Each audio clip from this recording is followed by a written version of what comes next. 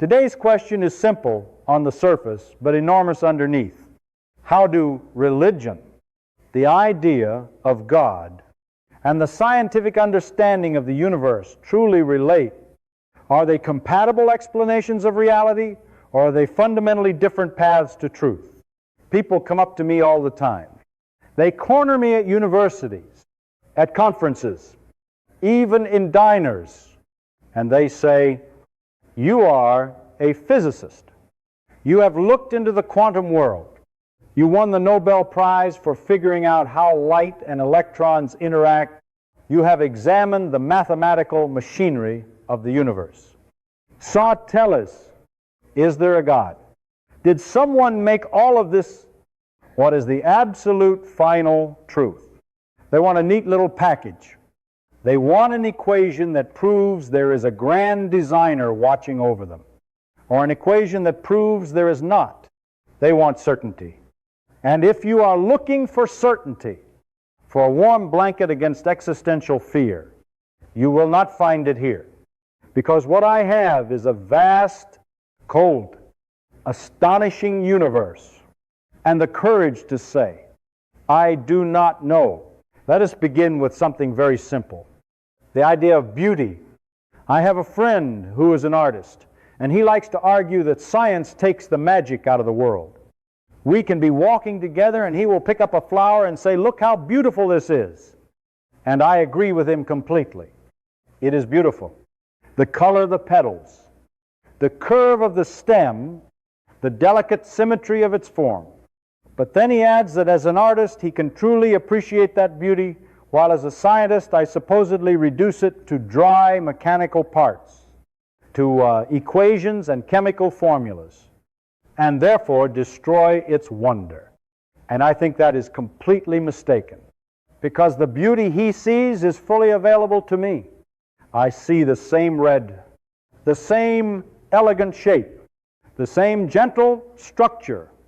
Nothing in scientific understanding prevents me from experiencing that aesthetic response. But at the same time, I see more. I can imagine the cells inside the petals, the complex structures within each tiny piece of tissue. I can picture the molecules interacting, the flow of nutrients through microscopic channels, the choreography of life happening at a scale invisible to the naked eye. And that does not subtract from the beauty, it multiplies it. The red color of the flower is not just red in some abstract poetic sense. It corresponds to a specific wavelength of electromagnetic radiation, a precise frequency of light that our eyes interpret as color. And that particular shade evolved over millions of years to attract certain insects, certain bees whose visual systems are tuned to those wavelengths, which immediately raises more fascinating questions. Insects can see color. What does that mean about their perception? Do they experience beauty in some primitive sense? Why does the universe contain this rule that biological organisms respond to specific frequencies of light? And when you follow that thread, you are not draining the poetry from the flower. You are uncovering layers of it. I can go deeper still. Beyond cells into molecules. Beyond molecules into atoms. Carbon atoms forming chain. Electrons distributed around nuclei according to the strange probabilistic rules of quantum mechanics. There is beauty at the scale of a centimeter. Yes, but there is also breathtaking beauty at the scale of a millimeter, at the scale of a nanometer, at the scale where particles behave not like solid billiard balls, but like waves of possibility. The scientific process of taking the flower apart does not remove mystery. It adds mystery. It adds structure. It adds a deeper narrative that connects that small object in your hand to the entire history of the cosmos. When you look at a flower scientifically, you are not turning it into something dull and lifeless. You are linking it to evolution, to genetics, to chemistry, to the physics of light. to the fusion processes inside ancient stars that forged the carbon in its tissues. You are seeing that this fragile living form is the product of billions of years of cosmic and biological development. And that realization can produce a sense of awe that is at least as profound as any purely artistic appreciation, perhaps even more so, because it reveals the hidden architecture beneath the surface. I do not understand how investigating nature could ever subtract from its beauty. Curiosity does not kill wonder. It intensifies it. The more you know about how something works, the more extraordinary it becomes, because you begin to see how unlikely it is, how intricate, how delicately balanced. And that insight does not make the flower smaller. It makes it larger. It stretches it across time and space until it becomes part of a vast interconnected system. Now take that flower and expand it in your mind.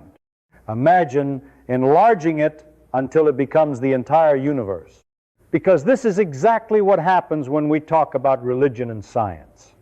One perspective looks at the universe and says, it is beautiful, therefore it must have been made.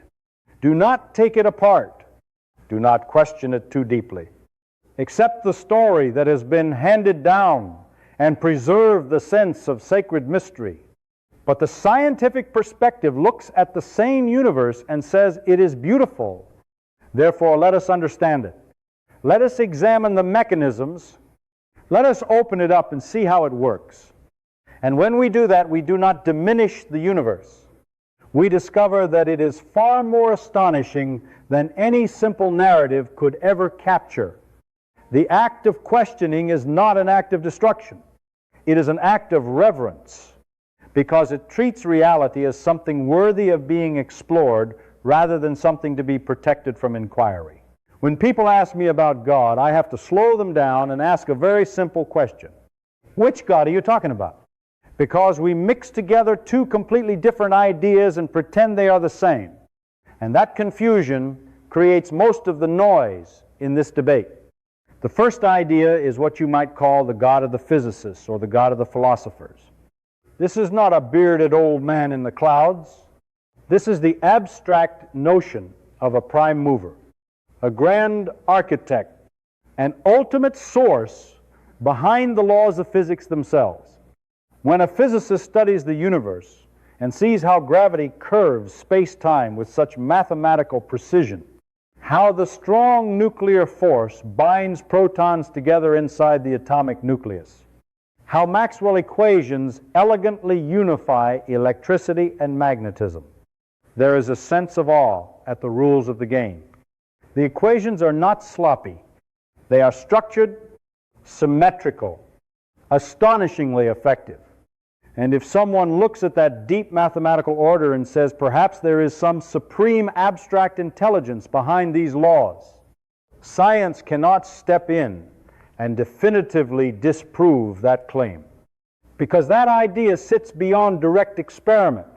It does not make specific testable predictions that can be falsified in a laboratory. So in that limited sense, science leaves the door open. It says, we do not know what ultimately grounds the laws themselves. But here is the important detail. Nobody actually prays to that abstract architect.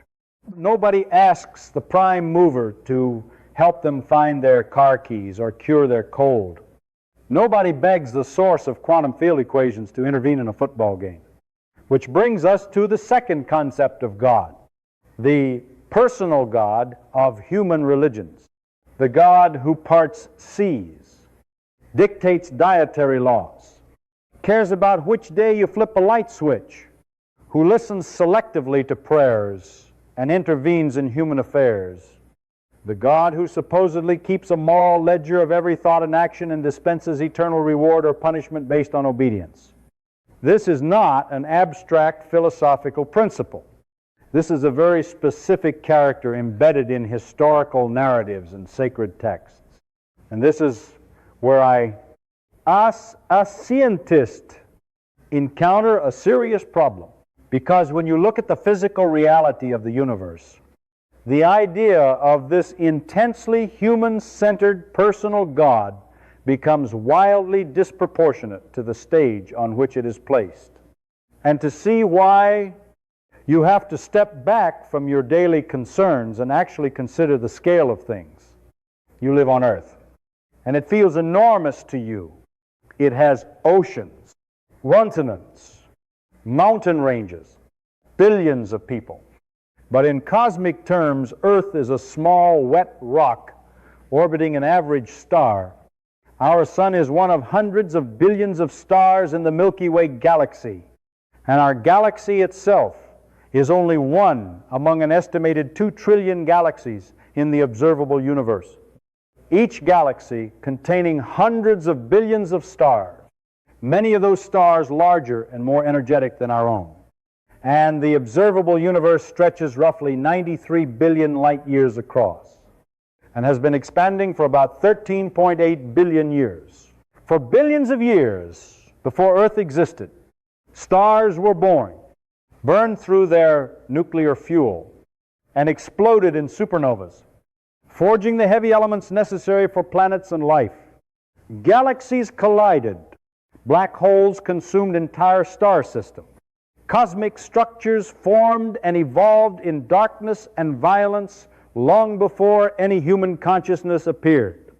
Now take that immense canvas, the unimaginable scale of space and time, and then place upon it the claim that the supreme creator of all this vastness is primarily concerned with whether a particular species of primates on a minor planet obeys certain ritual rules, eats specific foods, or recites certain phrases correctly. Do you see the mismatch in proportion? It is like constructing a theater the size of a galaxy, with a stage stretching across solar systems, only to perform a tiny one-act play about a single microscopic organism. The scale of the universe revealed by modern astronomy makes many traditional religious narratives look narrow and local, like tribal myths formed in an era when people did not know what a galaxy was, when they believed the earth was at the center of everything and modeled their God after earthly kings. Jealous, wrathful, demanding praise and obedience. When you discover the actual universe, the one revealed by telescopes and particle accelerators, the idea that its creator is deeply preoccupied with the minutiae of human custom and personal behavior seems difficult to reconcile with the grandeur and indifference of cosmic reality. The stage is simply too vast for such a small drama, and this tension between scale and story is one of the central points of friction between scientific understanding and traditional religion. But the tension between science and religion is not only about the physical scale of the universe, it runs much deeper than size and distance. It is built into the very structure of how each system claims to arrive at truth. It is an epistemological conflict, a hardware-level difference in how the human mind is allowed to operate. So let us look carefully at the mechanism of science, because many people misunderstand what science actually is. They think science is a collection of facts printed in textbooks, formulas to memorize for an exam, but that is not what science truly is. Science is a method, a disciplined way of questioning nature, and at the absolute core of that method lies doubt. In science, you begin with an idea, a hypothesis about how something might work. Then you design an experiment to test it. And here is the critical rule. If the experimental results disagree with your idea, then your idea is wrong. It does not matter how elegant your theory is. It does not matter how respected you are. It does not matter how deeply attached you feel to your conclusion. If observation contradicts it, you must abandon or revise it. That is the uncompromising standard. And because of that rule, scientists must always leave room for uncertainty. Even our most successful theories, Newton's laws, Einstein general relativity, quantum electrodynamics, the standard model of particle physics, are not treated as eternal truths. They are treated as models that work extremely well within tested domains, but might one day be replaced or expanded. A scientist can say with high confidence that a calculation matches experiment to many decimal places, yet still admit it could be incomplete. That is not weakness. It is strength. Ignorance is not a source of shame in science. It is the engine of progress. When a scientist encounters a phenomenon that cannot yet be explained, the reaction is not panic. It is excitement, because a mystery is an opportunity. Saying, "I do not know," is not a confession of failure. It is the starting line of discovery. Now contrast that with the mechanism of traditional religion. Religion, at its core, operates on faith. And in practical terms, faith means choosing to believe in a proposition without empirical evidence, or even in the face of contradictory evidence. In many religious traditions, certainty is elevated as a virtue. Doubt is seen as a moral flaw. Questioning sacred texts or established doctrine can be interpreted as disobedience. The answers are considered already revealed, written down, preserved, and the role of the believer is to accept and obey, not to test and revise. Do you see the collision here?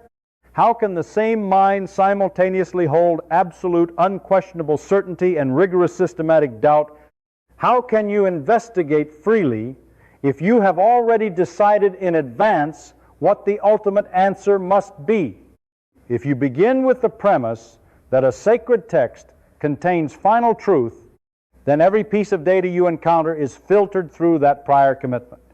You are no longer following evidence wherever it leads. You are bending interpretation to fit a conclusion you refuse to surrender. That is not the scientific method. That is working backward from a desired endpoint. When I worked on quantum electrodynamics and studied the subatomic world, I had to accept results that defied common sense. Particles existing in superposition, behaving like waves of probability until measured, entangled pairs influencing each other across vast distances. None of that fits everyday intuition. But nature does not care about our intuitions. It does not care about what feels comfortable or rational in a human narrative sense. It simply behaves according to its own rules. And our job is to observe carefully and follow the mathematics and the experiments wherever they point. If I had approached quantum physics with the rigid mindset that the universe must conform to familiar logic because it was designed to match human expectations, I would have failed. I would have forced data into a preconceived story and missed the deeper truth. And that is the essential divide. Science demands that we surrender certainty when evidence requires it. Religion often demands that we preserve certainty even when evidence challenges it. One system thrives on open questions. The other seeks to close them, and that structural difference shapes everything that follows. At this point, many people feel a deep unease, because once you strip away the idea of a personal God who guarantees justice and meaning, a frightening question appears. If the universe is just a vast physical system governed by impersonal law, then what is the point of anything? Where do we get morality? What stops society from collapsing into chaos if there is no heaven rewarding good behavior and no hell punishing evil? This is not a trivial concern. It deserves a serious answer. There is a long historical confusion between the factual claims of religion and the moral values that were carried inside those claims. In much of the Western world, ideas such as love your neighbor, treat others as you wish to be treated, value human life, practice charity and compassion, were delivered through religious traditions. They were wrapped inside stories of miracles, divine commandments, supernatural judgment. For centuries, people assumed that the ethical content and the mythological framework were inseparable. That if you removed belief in a literal judging deity, you would also remove the foundation for moral behavior. But think about that carefully. Do you really need the threat of eternal punishment to refrain from harming your neighbor? Do you only avoid cruelty because you fear cosmic surveillance? If the only reason you act decently is because you believe an invisible authority is watching and keeping score, then your behavior is not grounded in moral understanding. It is grounded in fear. That is not virtue. That is compliance under threat. True morality must be able to stand without supernatural enforcement. Science offers a different perspective on why ethical behavior makes sense. It tells us that we are not separate from the universe, not clay infused with a magical substance that sets us apart from nature, but products of the same physical processes that shaped stars and galaxies. The iron in your blood, the calcium in your bones, the carbon in your cells were forged in ancient stellar explosions. We are literally made of stardust, assembled over billions of years of cosmic and biological evolution, and that realization can produce a profound sense of connection and responsibility. We are a species of highly social primates who survived and thrived because of cooperation, empathy, and mutual aid. Evolutionary biology shows that behaviors such as altruism and fairness can emerge naturally in social systems. Neuroscience reveals that our brains are wired to respond to the suffering and joy of others. Empathy is not a supernatural implant. It is a biological capacity. And when you recognize that every other human being is a fragile conscious system like yourself, briefly alive on a small planet in a vast, indifferent cosmos, that recognition itself can ground moral concern. In fact, the scientific story of our origin can inspire a deeper reverence than the religious one. Instead of being separate from nature, we are an expression of it. The universe organized itself into atoms, molecules, cells, organisms, and eventually into brains capable of reflection. In a very real sense, the cosmos became aware of itself through us. When you look at the night sky, you are not observing something alien. You are looking at your own origin, at the furnaces that forged the elements in your body. That perspective can evoke awe without requiring supernatural explanation. Now consider the question of death. Religion promise, continuatio, an immortal soul departing the body to live forever. Science tells us that consciousness is tied to the functioning of the brain. When the brain stops, the processes that generate experience cease. Many people find that idea depressing, but why should it be? Think of a symphony. It begins, unfolds in complexity and emotion. Then it ends. Its finiteness does not rob it of meaning. It gives it urgency and beauty. If it played forever without end, it would lose its structure. A human life is similar. It has a beginning, a middle, and an end. And the fact that it is temporary is precisely what makes it precious. We have a narrow window of awareness between vast stretches of non-existence before birth and after death. That brief interval is our opportunity to learn, to love, to create, to reduce suffering where we can. If you truly believe this is the only life you have, you may treat it and others' lives with greater seriousness, not less. Because there is no cosmic rehearsal, no second act guaranteed. So the absence of a personal God does not automatically dissolve morality or meaning. It shifts the responsibility onto us. Meaning is not handed down from outside the universe.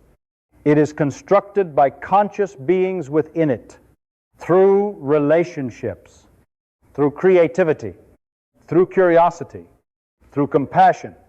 The universe may not care about us, but we care about each other. And that capacity for care is sufficient to build a moral framework grounded in shared vulnerability and shared existence.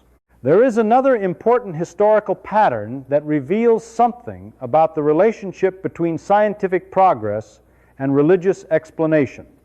It is often called the God of the gaps, and it appears whenever a natural phenomenon cannot yet be explained, at that moment, people insert divine action into the gap in knowledge. Thousands of years ago, humans did not understand lightning or thunder, so they imagined gods hurling bolts from the sky. Storms were expressions of divine anger. Celestial events were messages from supernatural forces. Those explanations felt satisfying because they filled the emptiness of not knowing, but then careful observation and experiment uncovered atmospheric electricity, charge separation in clouds, the physics of plasma and discharge. Lightning no longer required a deity to throw it. The gap closed, and the God who occupied that gap quietly disappeared from that domain. The same pattern occurred with disease, once attributed to demons or curses, later understood through bacteria, virus, and cellular pathology. Each time knowledge advanced, a previously sacred mystery became a natural process. One of the most striking examples involves the stability of the solar system. Isaac Newton, a towering genius who formulated the laws of motion and universal gravitation, also believed deeply in God. When he calculated the gravitational interactions of the planets, he realized that small perturbations could accumulate over time, and he concluded that God must occasionally intervene to adjust the system and keep it stable. Divine correction was his solution to a mathematical uncertainty. A century later, Pierre-Simon Laplace refined the calculations and demonstrated that the solar system could remain stable through natural gravitational dynamics alone. When asked why his work made no mention of God, he replied that he had no need of that hypothesis. The gap had closed. The same story unfolded in biology. For centuries, the complexity of living organisms was taken as direct evidence of a designer. How could something as intricate as the human eye exist without a conscious creator assembling it piece by piece? Then Charles Darwin proposed natural selection, showing how variation, inheritance, and environmental pressure could gradually shape complex structures over immense spans of time. No top-down designer was required. Complexity could emerge from simple rules operating across vast durations. Again, the gap shrank. This does not prove that no form of God exists, but it does show that grounding belief in what we currently do not understand is unstable, because the territory of ignorance is not fixed. It recedes as investigation continues. If you tie your concept of the divine to the unexplained corners of physics or cosmology, you risk placing it on territory that science may one day illuminate. And when that illumination arrives, the foundation shifts. Some believers respond by retreating further, suggesting that perhaps God initiated the Big Bang, that divine action lies at the origin of space and time themselves. And it is true that cosmology has not yet fully unified quantum mechanics and general relativity into a complete description of the earliest moments of the universe. We explore ideas such as quantum gravity, inflation, multiverse scenarios, but the pattern remains. Unanswered questions motivate research, not surrender. And history suggests caution in declaring any current gap permanently beyond investigation. Where does this leave us? If the universe appears to operate according to consistent mathematical laws without obvious supernatural intervention, if moral values can arise from empathy and shared existence, if meaning is something created rather than discovered in a cosmic script, Are we merely complex biological machines drifting through indifferent space? Perhaps, but why assume that such a picture is bleak? It may instead be liberating.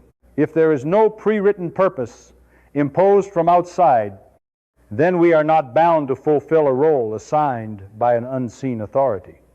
We are free to construct purpose through our actions, through exploration, through knowledge, through art, through kindness. The universe simply exists. It expands. It evolves. It follows its rules. Meaning does not hang in the sky waiting to be read. It emerges when conscious beings reflect and choose. The scientific attitude embraces this openness. It does not claim final answers. It does not pretend that the mystery is exhausted. On the contrary, every discovery seems to reveal deeper layers of complexity. We learned that the universe is expanding, then discovered that the expansion is accelerating. We named the cause dark energy, but that name is merely a placeholder for ignorance. About 68% of the cosmos appears to consist of something we do not understand. And that is not a failure. It is an invitation. Each time we think we have reached the bottom layer of reality, a new layer appears. Atoms once thought indivisible revealed nuclei and electrons. Nuclei revealed protons and neutrons. Protons revealed quarks. And beyond quarks, we still do not know. It is like opening nested structures where each inner level follows rules stranger than the last. And this endless depth may be the true character of the universe. If that is so, then perhaps the greatest insight is not that we have solved the cosmic riddle, but that there may be no final page, no ultimate curtain to pull back, revealing a simple, tidy answer. The adventure lies in the search itself, in the willingness to keep asking, to keep doubting, to keep exploring, because the moment we convince ourselves that we possess absolute truth is the moment curiosity dies. And with it, the very sense of wonder that drives both science and the deepest forms of human reflection. There is something profoundly humbling about the scientific attitude toward reality. And it stands in sharp contrast to any system that claims final authority over truth. When you stand on a small planet orbiting an ordinary star in a galaxy that is one among trillions, it requires an astonishing level of confidence to declare that you possess absolute knowledge of the origin, purpose, and destiny of everything, to say that you know exactly who created the cosmos, exactly what that creator demands, and exactly what happens after your brain stops functioning. That kind of certainty, placed against the backdrop of cosmic scale and complexity, begins to look less like wisdom and more like overreach. The scientific mindset approaches the universe differently. It begins not with proclamation, but with humility. We have learned remarkable things in the last few centuries. We understand electromagnetism. We have mapped the genome. We have detected gravitational waves from colliding black holes. We can observe the faint afterglow of the early universe in the cosmic microwave background. These are extraordinary achievements, and humanity should be proud of them. Yet compared to the totality of what exists, our knowledge is still microscopic, a small island of clarity surrounded by an ocean of ignorance. That recognition does not diminish us. It elevates the adventure, because if the ultimate answers were already written down in the sacred text thousands of years ago, if the origin and the final destiny were completely settled, then the grand exploration would be finished. There would be no need to build larger telescopes, no reason to construct more powerful particle accelerators, no point in asking new questions. Everything would be predetermined. Curiosity would be reduced to ritual, and inquiry would be replaced by repetition. But the universe refuses to close the case. Every time we think we have grasped a stable explanation, something unexpected appears. We discovered that galaxies are moving away from each other and inferred cosmic expansion. Then careful measurement revealed that the expansion is accelerating, introducing dark energy as a placeholder for an unknown force driving the acceleration. We thought ordinary matter composed most of reality, then learned that visible matter accounts for only a small fraction, with dark matter and dark energy dominating the cosmic budget. The more precisely we measure, the stranger the picture becomes. Even at the smallest scales, the story repeats. We believed the atom was indivisible, then found subatomic particles, then deeper constituents. And we continue to ask, what lies beneath? Is there a final layer, a single elegant equation that unifies all forces into a coherent framework? Some theoretical physicists hope for such a theory of everything, a compact mathematical expression capturing gravity, electromagnetism, and the nuclear forces in one structure. But even if such an equation were found, would that truly end the mystery, or would it simply open new questions about why that equation exists, why its constants take the values they do, why there is something rather than nothing? It is possible that the search has no terminal point. That reality is not a crossword puzzle with a final completed grid, but an endlessly deep fractal where each resolved pattern reveals finer patterns within it. If that is the case, then the value lies not in reaching a final answer, but in participating in the unfolding process, in pushing the boundary of understanding further into the unknown. There is a kind of liberation in accepting that we may never stand at the absolute end of the road, that the road itself may extend indefinitely, because that perspective frees us from the anxiety of needing closure. We do not have to invent a comforting narrative to quiet the discomfort of uncertainty. We can instead cultivate curiosity, the willingness to remain in the question without forcing a premature conclusion. To live this way is not to live in despair.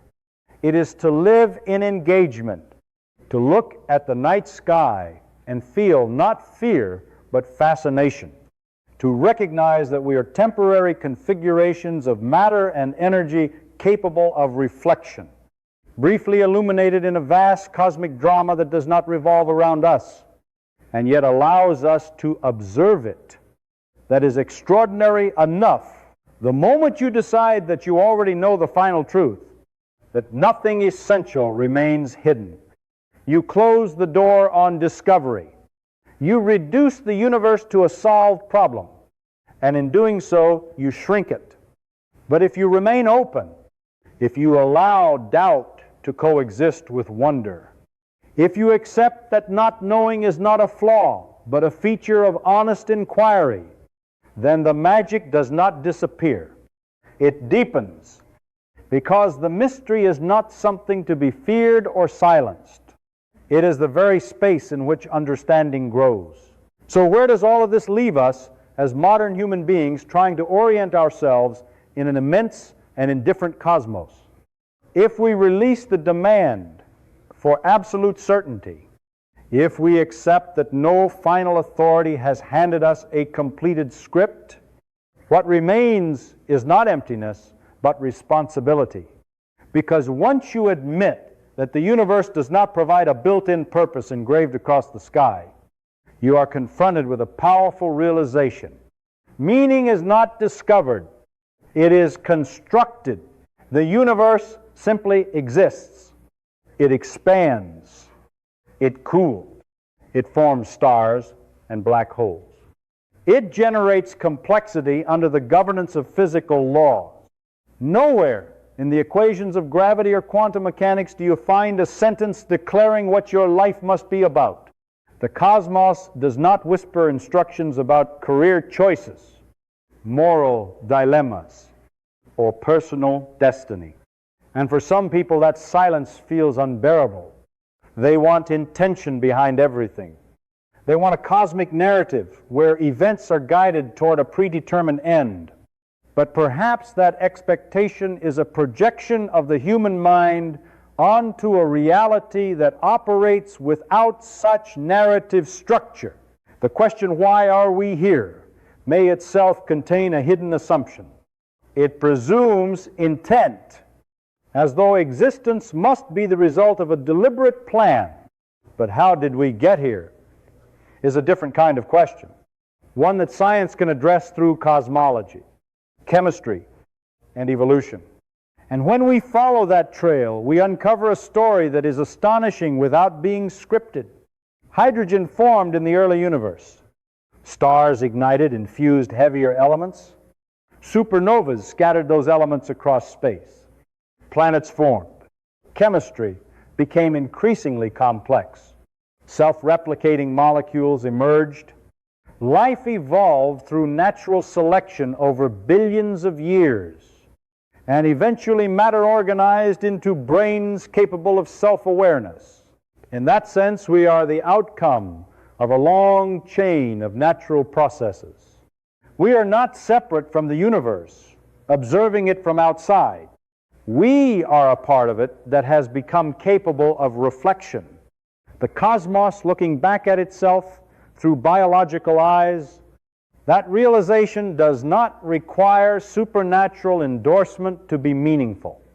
It is extraordinary on its own terms, and it carries implications, because if consciousness is rare and fragile, if it emerges only under specific conditions, then every instance of it is precious. When you understand that each person you encounter is a temporary configuration of atoms forged in ancient stars, arranged into a neural network that produces thoughts, memories, and emotions, it becomes harder to dismiss them as trivial. Their existence is improbable, their awareness fleeting, just like yours. That shared fragility can ground compassion without invoking eternal reward or punishment. We treat one another with care not because a divine judge demands it, but because we recognize our common condition. The absence of guaranteed cosmic justice can also sharpen our sense of urgency. If there is no celestial ledger balancing every injustice in another realm, then what happens here matters intensely. Suffering is not automatically compensated later. Kindness is not automatically rewarded beyond the grave. The responsibility to reduce harm and increase well-being falls on us, here and now. That can feel heavy, but it is also empowering, because it means our actions genuinely count within the span of human life. And what about the fear of not knowing, of standing in a universe without final answers? Perhaps that fear arises from the belief that uncertainty is equivalent to chaos. But uncertainty can also be the space in which creativity and discovery flourish. Scientists live comfortably with approximate answers and degrees of confidence. We are highly certain about some theories because they match experiment with extraordinary precision, less certain about others that remain speculative, and completely ignorant about many deeper layers of reality. And that layered spectrum of knowledge does not paralyze us. It motivates us. To live without absolute metaphysical guarantees is not to live without depth. It is to live with intellectual honesty, to admit the limits of current understanding while continuing the search, to replace dogmatic certainty with disciplined curiosity. That attitude does not strip the universe of wonder. It restores it, because wonder thrives in open questions, not closed systems. Imagine a future where humanity survives long enough to spread among the stars, building technologies that would appear miraculous to us, probing deeper into the structure of space-time, perhaps even approaching a unified framework of physical law. and still asking fundamental questions about existence. Perhaps the road has no final terminus. Perhaps every answer reveals further layers, like nested patterns extending without end. If that is true, then the greatest secret of the cosmos is not a hidden word or a final equation, but the endlessness of the inquiry itself. The moment you convince yourself that you possess the ultimate answer, that nothing essential remains unknown, you cease to explore. And when exploration stops, so does growth. But if you remain willing to say, I do not know, if you allow doubt and curiosity to coexist, then the mystery is not a threat. It is an invitation.